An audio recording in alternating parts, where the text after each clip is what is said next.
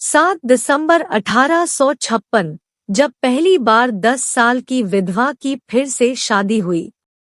करीब 150 साल पहले भारत में कम उम्र में लड़कियों की शादी हो जाती थी और जब वो जल्दी विधवा विडो हो जाती थी तो उनका जीवन बहुत मुश्किल हो जाता था। ऐसे में किस तरह पहली बार कानूनी तौर हिंदू विडोस रीमैरिज पर 10 साल की एक विधवा लड़की की शादी एक युवक से हुई, ये जानना बहुत जरूरी है। खासकर इसमें ईश्वर चंद्र विद्यासागर की भूमिका बहुत शानदार रही। 7 दिसंबर 1856 के दिन कोलकाता एक अजीब सा तनाव था। थोड़े दिनों पहले ही विवाह पुनर्विवाह कानून बन गया था। अब कलकत्ता में इस कानून के आधार पर पहली शादी होने वाली थी। विधवा थी 10 साल की मासूम सी कालीमती और वर थे श्रीचंद्र विद्यारत्न। पुलिस का कड़ा प्रहरा था।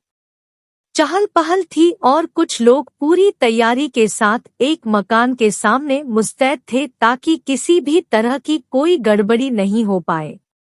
उस दिन ऐसा लग रहा था कि कलकत्ता की सारी सड़कें उसी खास मकान 12 सुकी स्ट्रीट की ओर जा रही है।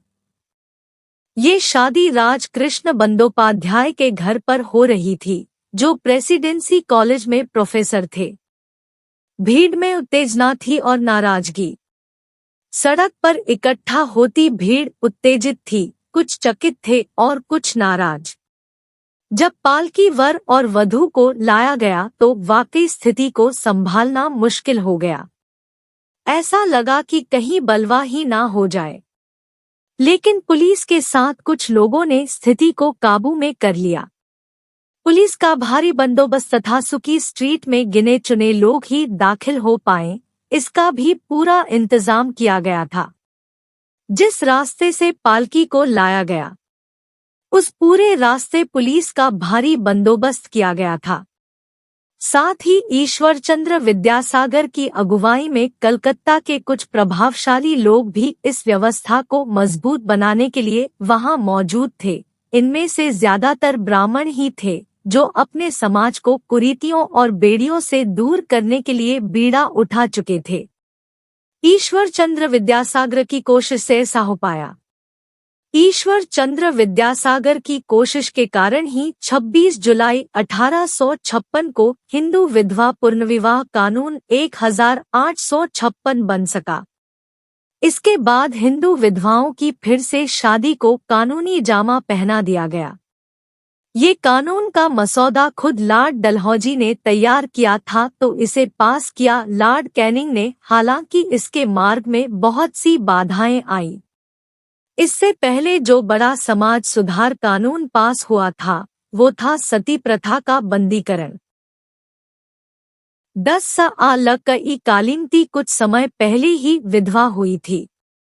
10 साल की कालीमती कुछ समय पहले विधवा हुई थी। उसके साथ शादी करने वाले युवक श्रीचंद्र विद्यारत्न एक संस्कृत कॉलेज में टीचर थे और विद्यासागर के सहयोगी। इस घटना को शिवनाथ शास्त्री ने लिखा, जो उस समय बच्चे थे लेकिन बाद में वो ब्राह्म समाज के जाने माने नेता बने। उन्होंने इसे अखबारों में लिखा। हालांकि इस कानून के बनने के 2 दशक पहले ही दक्षिणारंजन मुखोपाध्याय बर्दवान की रानी और राजा तेजचंद्र की विधवा वसंता कुमारी से शादी रचा चुके थे, लेकिन उसे स्वीकार नहीं किया गया था क्योंकि तब तक ऐसा कानून नहीं बना था। ये शादी इसलिए भी खास थी कि मुखोपाध्याय ब्राह्मण थे और उन्होंने अपनी जाति से परे जाकर भी शादी की थी। तब इस शादी के गवाह कलकत्ता पुलिस मजिस्ट्रेट खुद बने थे। लेकिन इससे कलकत्ता और बंगाल में इतनी नाराजगी फैली कि नवदंपति को वहां से बाहर जाना पड़ा और लखनऊ में जाकर शरण लेनी पड़ी। तब बहुत कम उम्र में बंगाल में लड़कियों की शादी हो जाती थी। इससे पहले जब भी किसी अभिभावक ने अपनी छोटी विधवा बेटियों की फिर से शादी करने की कोशिश की, उन्हें इसका तगड़ा विरोध झेलना पड़ा। उस समय बंगाल में लड़कियों की शादी बहुत कम उम्र में 8 से 10 के बीच हो जाती थी। कई बार लड़कियों की शादी 60 से 70 साल के पुरुषों से होती थी, जो ज्यादा जी नहीं पाते थे। उनकी मृत्यु के बाद कम उम्र की इन विधवा लड़कियों की हालत बहुत दयनीय हो जाती थी। समाज आमतौर पर उनसे अमानवीय व्यवहार करता था। पाराशर संहिता में उन्होंने विधवा पुनर्विवाह को खोज निकाला। ऐसे में विद्यासागर ने बीड़ा उठा लिया कि वो विधवाओं के पुनर्विवाह को कानूनी जामा पहनाकर रहेंगे। उन्होंने इसके लिए शास्त्रों का वृहद अध्ययन किया कि क्या प्राचीन काल में ऐसा हुआ है या हिंदू शास्त्रों में ऐसा कोई उल्लेख आया है। उन्होंने संस्कृत कॉलेज में इन ग्रंथों को पढ़ने और मनवांछित बात तलाशने के लिए काफी समय लगाया। आखिरकार वो उन्हें मिल गया। पाराशर संहिता में उन्हें वो मिला जो वो तलाश रहे थे, यानी विधवाओं का विवाह शास्त्र सम्मत था।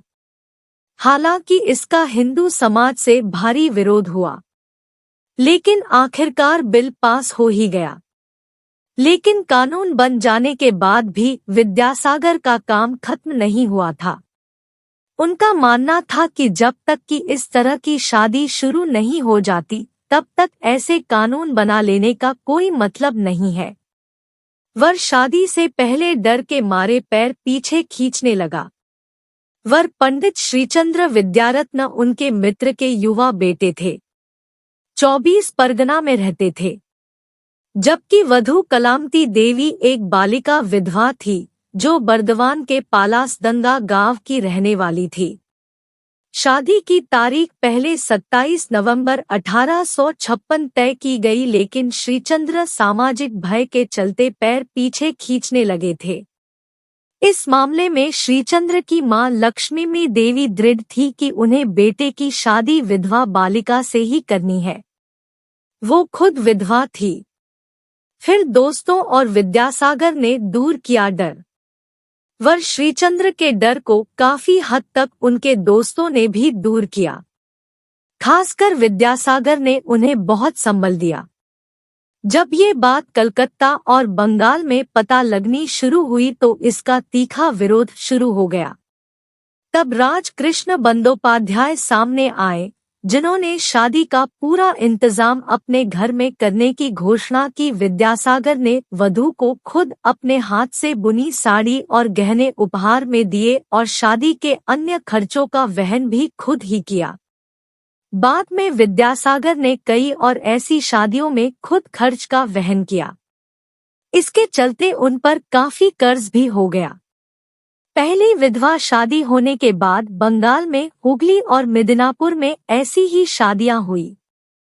हालांकि ये बहुत मुश्किल होता था, लेकिन धीरे धीरे इसने जोर पकड़ लिया।